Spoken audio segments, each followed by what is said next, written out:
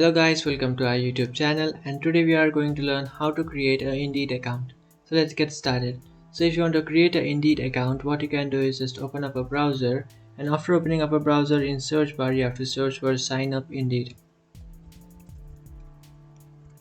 And after searching for that, tap on this first option which says sign up account job. And after tapping on that, now you have to tap on the login option which is on the top right. After tapping on that, now you have to tap on the sign in option which is on the top right. And after tapping on sign in, now you have to enter an email address that had been not used before to create a Indeed account. After entering your email address, just tap on continue. So after tapping on continue, it will ask you to verify you are not a robot. So just tap on I am a human and then tap on continue. And after tapping on continue, now it will ask you to sign up with a password instead. So just tap on sign up with password instead, or you can also sign up with your Google account. So to do that, what you can do is just tap on continue with Google and then sign in with your Google. But I would like to do it with my password, so I like to create a new password. So just create a new password